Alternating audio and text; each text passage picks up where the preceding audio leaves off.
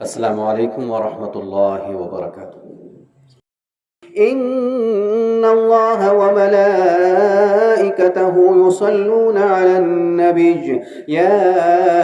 أيها الذين آمنوا صلوا عليه وسلموا تسليما اللهم صل على محمد وعلى آل محمد كما صليت على إبراهيم وعلى آل إبراهيم إنك حميد مجيد اللهم بارك على محمد وعلى آل محمد كما باركت على إبراهيم وعلى آل إبراهيم إنك حميد مجيد۔ انتہائی قابل عزت و تکریم میرے بزرگوں، نوجوان دوستوں، صاحب و ساتھیوں، آپ حضرات کے سامنے اللہ رب العزت کی لاریب کتاب ہدایت، کتاب مقدس میں سے ایک آیت کا ایک حصہ تلاوت کیا ہے۔ اللہ رب العزت کی بارگاہ میں دعا ہے کہ اللہ تبارک و تعالی مجھے اس آیت کریمہ کی روشنی میں حق اور سچ بیان کرنے کی توفیق نصیب فرمائے اور پھر ہم سب کو اس پر عمل کرنا آسان فرمائے۔ گزشتہ 2-3 جمعوں سے ہمارا مستقل موضوع چلا آ رہا ہے اللہ تبارک و تعالی کی نعمتیں اور ان کا شکر۔ کافی اس پہ بات ہو چکی ہے، آج بھی اسی سلسلے کو آگے بڑھاتے ہوئے چند ایک گزارشات اور عرض کرنی ہیں کہ اللہ رب العزت کا احسان ہے کہ اللہ تبارک و تعالی نے بن مانگے ہمیں نعمتوں سے مالا مال کیا ہے۔ ایسی نعمتیں ہیں کہ جن کا ہم تصور بھی نہیں کر سکتے۔ حدیث کی کتاب میں ایک واقعہ لکھا ہے بنی اسرائیل کی قوم کے حوالے سے، اور اس کو بیان کیا ہے مولانا بدر عالم نے ترجمان السنہ میں اس حدیث کو بیان کیا ہے شکر کے حوالے سے، کہ جب انسان اللہ رب العزت کی نعمتوں کا شکر ادا کرتا رہتا ہے تو اللہ کی خصوصی رحمت اس پر سایہ فگن رہتی ہے، اور جب انسان اپنی اوقات سے باہر نکلتا ہے اور نعمتوں کی ناشکری کرتا ہے تو پھر اللہ رب العزت اس کو ویسے ہی حالت میں واپس کر دیتے ہیں۔ واقعہ اس طریقے سے ہے کہ بنی اسرائیل میں 3 آدمی تھے، ان میں سے ایک آدمی ایسا تھا، ایک انسان ایسا تھا کہ جس کے چہرے پہ برس کے داغ تھے، برس ایک بیماری ہے، اس کے داغ تھے، اور دوسرا شخص وہ تھا کہ جس کے سر پر بال نہیں تھے، یعنی کہ وہ بالوں سے عاری تھا، گنجا تھا، اور تیسرا وہ تھا جو آنکھوں سے معذور تھا، مطلب نابینا تھا۔ ان تینوں کے ساتھ ایک عجیب معاملہ پیش آیا۔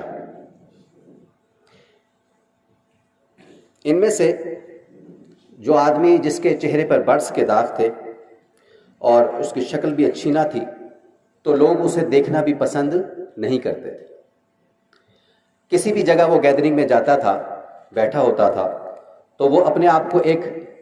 گلٹی فیل کرتا تھا اس بیماری کی وجہ سے۔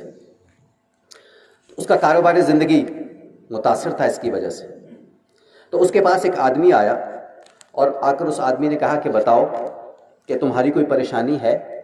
کہ میں تمہاری کوئی ہیلپ کر سکوں؟ وہ کہنے لگا ہاں پریشانی تو بہت بڑی ہے۔ پوچھا کون سی پریشانی ہے؟ وہ کہنے لگا کہ اللہ تعالیٰ میرے اس برس کے داغ کو ٹھیک کر دے جو میرے چہرے پر ہے، تو میرا چہرہ اس قابل ہو کہ میں لوگوں میں عزت کے ساتھ، رسپیکٹ کے ساتھ بیٹھ سکوں، اور اللہ رب العزت میرا کاروبار بھی ٹھیک کر دے کہ میں عزت کی روٹی کو کما سکوں اور کھا سکوں، یہی میرے لیے کافی ہے۔ چنانچہ اس شخص نے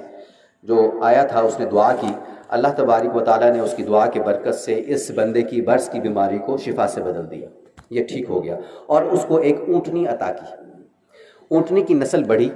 اور ہزاروں اونٹ اور اونٹنیوں کا وہ مالک بن گیا، اور اس کا شمار پھر امیر کبیر لوگوں میں ہونے لگا۔ پھر وہ آدمی ایک دوسرے آدمی کے پاس گیا جس کے سر پہ بال نہیں تھے، لوگ اس کا مذاق اڑاتے تھے اور اسے گنجا کہتے تھے۔ اس کی بھی حالت کیفیت یہی تھی کہ وہ جب کسی پروگرام میں جا کے بیٹھتا تو اس کا مذاق اڑایا جاتا، لہذا وہ پریشان رہتا تھا۔ تو اس آدمی نے اس سے کہا کہ اگر تمہاری پریشانی دور ہو جائے تو کیا تم اس پہ راضی ہو؟ ان کا یہ تو میرے لیے خوشی کی بات ہوگی کہ میرے سر پہ بال آ جائیں گے۔ تو اس پہلے والے شخص نے اس کے لیے دعا کی۔ دعا کا نتیجہ یہ نکلا کہ اللہ تبارک و تعالی نے اس کے سر پر بال دے دیے اور ساتھ ہی اس کو ایک گائے بھی عطا کر دی۔ گائے کی اتنی نسل بڑھی کہ ہزاروں گایوں کا وہ مالک بن گیا اور وقت کے امیر آدمیوں میں اس کا شمار ہونے لگا۔ پھر وہ آدمی تیسرے آدمی کے پاس گیا جس کی آنکھیں نہیں تھیں، تو اس نے پوچھا کہ تمہاری کوئی پریشانی؟ اس نے کہا جی پریشانی تو مجھے یقیناً ہے کہ میری زندگی کا سارا معاملہ رکا پڑا ہے، میں اندھا ہوں، ٹھوکریں کھاتا پھرتا ہوں، لوگوں سے بھیک مانگتا پھرتا ہوں، میری بھی کیا زندگی ہے؟ آپ میرے لیے دعا کر دیں کہ اللہ رب العزت مجھے بینائی لوٹا دے اور مجھے اچھا رزق عطا کر دے اور مجھے اس غیر محتاجی سے مجھے بچا لے۔ تو اس شخص نے اس کے لیے دعا کی تو اللہ رب العزت نے اس دعا کی برکت سے اس کی بینائی کو لوٹا دیا اور اس کو ایک بکری عطا کی، اور بکری کا ریوڑ بڑھا اور اتنی وہ پھیلی کہ اس کا شمار بھی امیر بندوں میں ہونے لگا۔ اب یہ جو تینوں افراد ہیں، ان تینوں کا افراد کی سٹوری الگ الگ ہے، لیکن اس کا جو خلاصہ ہے وہ کیا ہے؟ اب کئی عرصہ گزر گیا، کئی سال گزر گئے، وہ ان نعمتوں سے فائدہ اٹھاتے رہے، لوگوں میں بڑی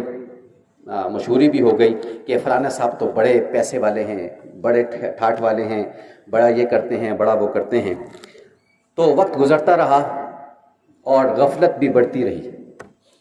وقت گزرتا رہا اور غفلت بھی بڑھتی رہی۔ جب کافی عرصہ گزر گیا تو وہی شخص پہلے والا اب آزمائش کے طور پر تینوں کے پاس آیا اور کہا، پہلے گیا اس کے پاس، پہلے کہنے لگا جو جس کو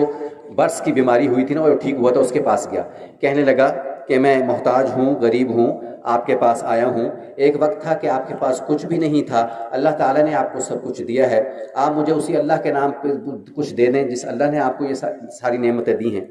تو وہ جو شخص تھا وہ غصے میں آ گیا، وہ کہنے لگا، ہیں تم نے یہ کیوں کہا کہ میرے پاس کچھ نہیں تھا اور میں غریب تھا، یہ تھا وہ تھا؟ وہ کہنے لگا تو میرے تو دادا امیر، میرے والد صاحب امیر، میری تو پوری نسل ہی امیر چلی آ رہی ہے، تو یہ تمہیں غلط فہمی ہوئی ہے، تو میں تو سونے کا چمچ لے کے پیدا ہوا ہوں، میں تو سونے کا چمچ لے کے پیدا ہوا اور یہ میری اپنی زور بازو کی کمائی سے سارا کچھ آیا ہے۔ اس قسم کی اس نے باتیں کی اور اس شخص کو اس نے گویا کہ دھتکار دیا۔ تو اب کیا ہوا، یہ آدمی جو تھا وہ چلا گیا اور مشیت خداوندی سے ایسا ہوا، اس نے اس کو یہ بد دعا دی کہ اگر تم ٹھیک کہتے ہو تو صحیح ہے، اگر تم غلط کہہ رہے ہو تو تم پھر ویسے ہی ہو جاؤ جیسے پہلے تھے، یعنی برس کی بیماری تمہیں واپس آ جائے۔ اب مشیت خداوندی سے ایسے ہی ہوا کہ پھر وہ واپس برس کی بیماری میں مبتلا ہو گیا اور اس کی ساری اونٹنیاں مر گئیں، جائیداد بھی ختم ہو گئی اور پہلی حالت میں دوبارہ لوٹ گیا۔ پھر وہ آدمی دوسرے کے پاس گیا، اس کو کہنے لگا میں بہت غریب ہوں، محتاج ہوں، مجھے اللہ کے نام پہ دے دو جس اللہ نے تمہیں یہ سب کچھ دیا ہے۔ تو وہ کہنے لگا کہ میں اللہ پاک نے تو مجھے میری اپنی زور بازو سے دی، اس نے بھی وہی الفاظ کے جو پہلے نے کہے تھے کہ میں تو عقل مند ہوں، میں تو بڑا بزنس مین ہوں، مجھ سے تو بڑا بزنس مین یہاں پر کوئی نہیں ہے، تو لہٰذا میرے بارے میں ایسی بات مت کہو۔ جب اس نے ان کو بھی، اس شخص کو بھی دھتکار دیا تو انہوں نے کہا کہ اچھا اگر یہ جو تم کہہ رہے ہو اگر یہ ایسا نہیں ہے تو اللہ رب العزت تمہیں پھر پہلی پوزیشن پہ لوٹا دے جیسے تمہاری حالت پہلی تھی۔ چنانچہ اللہ کی بارگاہ میں جب یہ دعا کی گئی تو وہ دعا قبول ہو گئی اور یہ شخص پہلی ہی حالت میں چلا گیا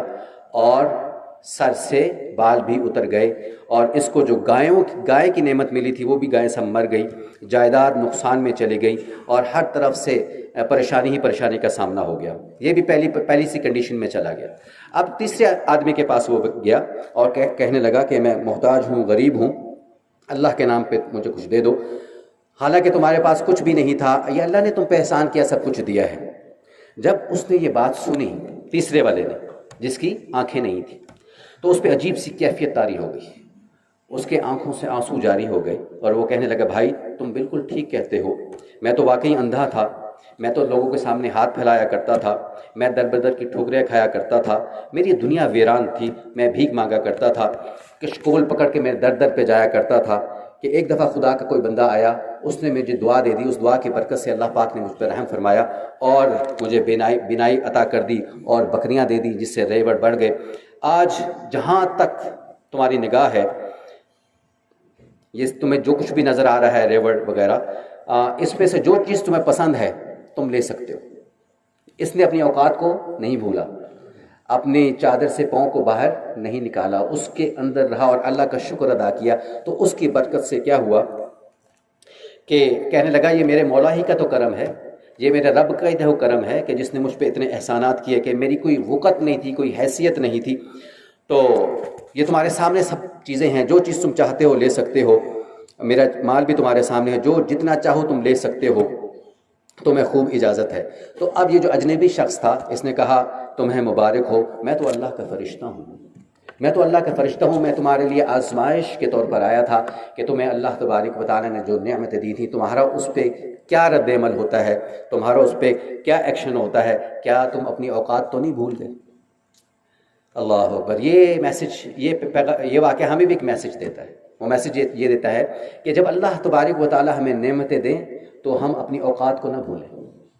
اپنی چادر سے باہر مت نکلیں، بلکہ اپنی لمٹس کو دیکھتے رہیں اور اس رب تعالیٰ کا شکر ادا کرتے رہیں کہ میرے مولا جو کچھ تو نے دیا ہے ذالک فضل اللہ، یہ تیرا ہی شکر ہے، تیرا ہی فضل ہے، ہماری کوئی ایسی اوقات نہیں ہے، ہماری کوئی ایسی حیثیت نہیں ہے۔ تو اللہ تبارک و تعالیٰ کی بارگاہ میں دعا ہے کہ اللہ تبارک و تعالیٰ ہمیں ان نعمتوں کا جو اللہ پاک نے ہمیں دی ہیں دن رات میں 24 گھنٹے میں، ان کا شکر ادا کرنے کی توفیق نصیب فرمائے اور اپنے آپ کا جائزہ بھی لینے کی توفیق نصیب فرمائے۔ بزرگ کہتے ہوتے ہیں